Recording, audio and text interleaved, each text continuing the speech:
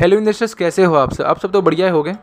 वैसे कोई भी बिज़नेस स्टार्ट करना हो, कोई भी गाड़ी खरीदना हो या हमें घर का रेनोवेशन कराना हो या कुछ भी कराना हो जाता था, तो उसके लिए हम सबसे पहले देखते हैं लोन क्या होता है, जो हमें एक फाइनेंशियली सपोर्ट के लिए मिलता है, लेकिन बाद में हमें उसको इंटरेस्ट के साथ रीपेमेंट भी करना होता है। तो वैसे ही आज हमें एक आईपीओ देखने के लिए मिल रहा है जिसका नाम है लक्ष्मी इंडिया फाइनेंस लिमिटेड, जो एक एनबीएफसी कंपनी है। एनबीएफसी मतलब क्या होता है, नॉन बैंकिंग फाइनेंस कंपनी, जो इनकॉर्पोरेट हुई थी 1996 में, फाउंड हुई थी 1996 में। और ये कंपनी करती क्या है वो हम देखते हैं। ये कंपनी लोन्स प्रोवाइड करती है एमएसएमई कंपनीज़ को। एमएसएमई मतलब क्या होता है, micro small and medium enterprises, मतलब जो छोटी मोटी कंपनियाँ, बड़ी कंपनीज होती है, उनको ये लोन प्रोवाइड करती है। अगर इनका लोन ऑफरिंग का स्ट्रक्चर देखा तो उन्होंने मेंशन किया है कि एमएसएमई फाइनेंस में ये लोन साइज़ 50,000 से लेके 25 लाख रुपीज़ प्रोवाइड करती है, इतने रेंज में। और अगर देखा जाए तो टेन्योर ये 84 मंथ्स तक देती है व्हीकल लोन। अगर आपको गाड़ी खरीदना हो तो इस हिसाब से अगर आपको कमर्शियल व्हीकल खरीदना है तो आपको 15 लाख का लोन मिल सकता है ज़्यादा से ज़्यादा। और अगर 2 व्हीलर्स व्हीकल खरीदना है तो 1.5 लाख तक आपको अप टू मिल सकता है। 1.5 लाख रुपीज़ तक आपको मैक्सिमम लोन मिल सकता है। अगर आपको ट्रैक्टर ऐसा कुछ खरीदना है तो आपको 7 लाख तक लोन मिल सकता है। ओके, 70,000 ये 7 लाख है। ओके, अगर कंस्ट्रक्शन लोन देखा जाए, कंस्ट्रक्शन लोन में क्या होता है कि आपको आपका घर रेनोवेट कराना है या कंस्ट्रक्ट कराना है कहीं पे भी, तो उसके लिए ये भी लोन प्रोवाइड करती है, जिसका है अप टू 25 लाख रुपीज़ तक, जिस पे इंटरेस्ट चार्ज करती है 18 to 28% तक। और ये आपको 84 मंथ्स तक टेन्योर मिलता है, 84 मंथ्स तक आपको रीपेमेंट करना होता है। ओके, अगर इनका की फैक्ट देखा जाए तो इनका जो AUM है, AUM मतलब होता है एसेट अंडर मैनेजमेंट, वो है 12,770 मिलियंस का, जिसमें एमएसएमई लोन 76% कैप्चर करके रखता है और व्हीकल लोन जो है 16%। बाकी जो हम है कंस्ट्रक्शन कैसा ले सकते हैं। अगर इनका कस्टमर बेस है, कितने कस्टमर्स थे और कितने कस्टमर्स अभी अवेलेबल है वो भी इन्होंने मेंशन किया है। वो है 35,568 टोटल कस्टमर्स हैं इसमें, जिसमें अराउंड 18,596 एक्टिव एमएसएमई कस्टमर है और 12,423 एक्टिव व्हीकल लोन कस्टमर है। और इनका लास्ट ईयर के हिसाब से 23,906 के हिसाब से 48 to 49% ग्रोथ इनको मिला है लास्ट ईयर के हिसाब से। अगर इनका फर्स्ट बोरवर्स देखा, मतलब इनको कितने नए बोरवर्स मिले हैं, कितने नए लोन लेने वाले मिले, वो है अराउंड 37% के आसपास। इनके ब्रांच के बारे में इन्होंने मेंशन किया कि ओवरऑल 4 स्टेट्स में इनका 158 ब्रांचेस है, जो है राजस्थान, गुजरात, मध्य प्रदेश एंड छत्तीसगढ़ में। और मैक्सिमम इनका ब्रांचेस जो है वो राजस्थान के अंदर है। अगर फंडिंग सोर्स देखा जाए, कहाँ से ये पैसा उठा रहे हैं, कहाँ दे रहे वो तो हमने डिस्कस कर लिया, बट कहाँ से उठा रहे वो है टोटल 47 लेंडर्स से, जिसमें 8 पब्लिक सेक्टर बैंक है, 10 प्राइवेट बैंक है और 7 स्मॉल फाइनेंस बैंक है और 22 NBFC बैंक है। ओके, अब कंपनी के IPO की डिटेल्स के बारे में हम देख लेते हैं। कंपनी के IPO की डिटेल्स के बारे में, मतलब उनका IPO का डिटेल्स कब से स्टार्ट हो रहा है, कब से आप IPO में बिड लगा सकते हो, क्या फेस वैल्यू सब देखते हैं हम। इनका डेट है 29 जुलाई और 31 जुलाई, इनके इस डेट के बीच, मतलब 29, 30, 31, इन तीन में आपको बिड करना होगा। फेस वैल्यू पर शेयर 5 रुपीज़ का है। प्राइस बैंड इनका 150 से 158 रुपीज़ का है। 158 आप लेके चल सकते हो। 94 शेयर इनको 1 लॉट में होगा, मतलब सिंगल लॉट में 94 शेयर है। टोटल इशू साइज है 254 करोड़ का है। फ्रेश इशू है 165 करोड़। ऑफर फॉर सेल है 89 करोड़ का। 89 करोड़ का ऑफर फॉर सेल है। लिस्टिंग होगा NSE BSE में। और अगर आपको अलॉटमेंट आपको पता चलेगा वो है 1 अगस्त को। अगर आपको अलॉटमेंट मिल गया है तो आपको 4 अगस्त को डीमैट में क्रेडिट मिल जाएगा आपके शेयर्स का। और अगर नहीं आपको अलॉटमेंट मिला है तो 4 अगस्त को आपको रिफंड मिल जाएगा। ये डेट आगे पीछे भी हो सकता है। और इनका लिस्टिंग होने वाला है 5 अगस्त को।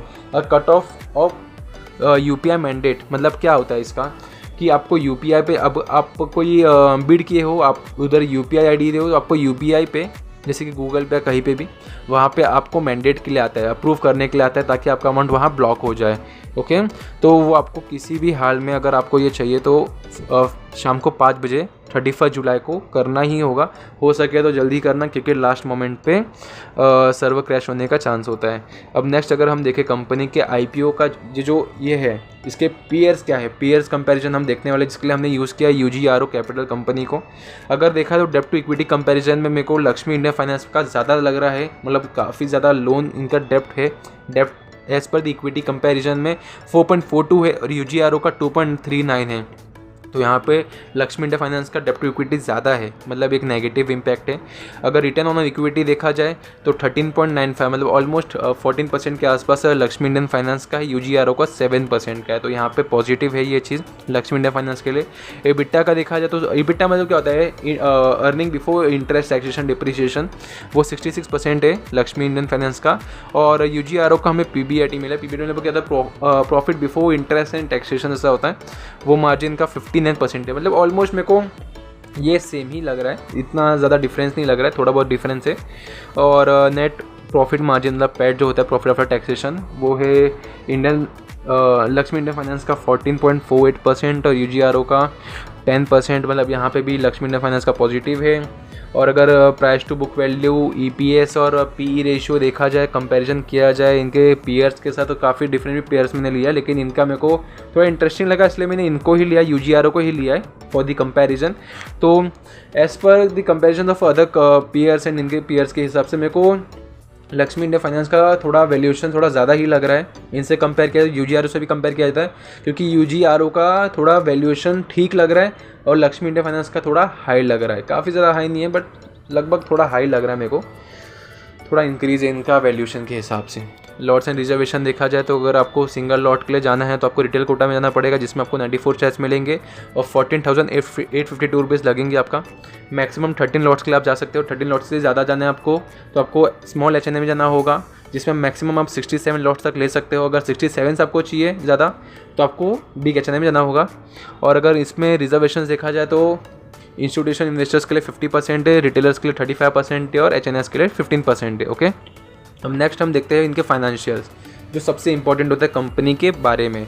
अगर फाइनेंशियल्स पे अगर अपन फोकस करें तो यहाँ पे हमें देखने के लिए मिल रहा है कि एसेट्स इनके इंक्रीज़ हो रहे हैं और इन्होंने प्रोवाइड जो किया है अपने डिटेल्स फाइनेंशियल्स वो पर ईयर के हिसाब से है, जैसे कि 2023, 24, 25 मार्च के हिसाब से, मतलब फाइनेंशियल ईयर्स के हिसाब से उन्होंने प्रोवाइड किया है। 23 में इनके पास था 778 करोड़, 24 में एसेट्स थे 984 करोड़ और 25 में 1412 करोड़। मतलब इनका एसेट्स तो अच्छे से मेंटेन है, एसेट्स में इंक्रीमेंट भी देखने के लिए मिल रहा है।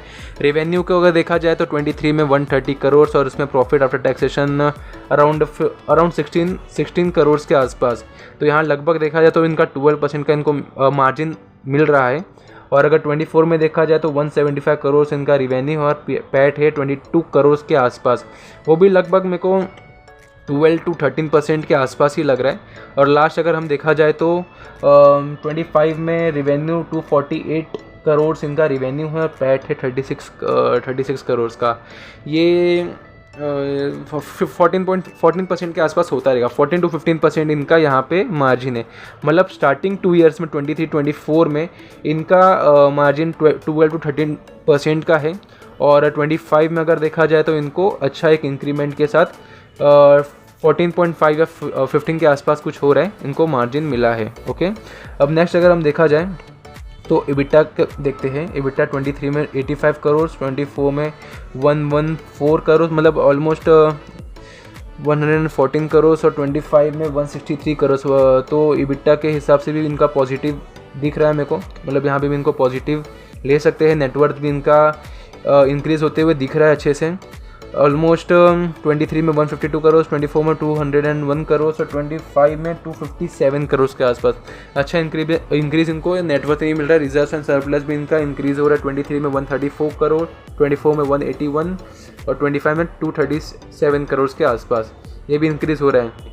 अब बोरोविंग्स देखते हैं, इनका डेप्ट देखते हैं। अगर डेप्ट देखा जाए तो वो भी काफ़ी ज़्यादा इंक्रीज़ हो रहा है। अगर 23 में देखा जाए तो 615 करोड़, 24 में 766 करोड़, 24 में 766 करोड़ और 25 में 1137 करोड़। मतलब 23 से 25 को कंपेयर किया जाए तो काफ़ी ज़्यादा इन्होंने डेप्ट इंक्रीज़ किया है ये 2 साल के अंदर, काफ़ी ज़्यादा। और 24-25 बीच में तो इनका परसेंटेज काफ़ी ज़्यादा हाई हुआ है बोरोविंग्स के हिसाब से।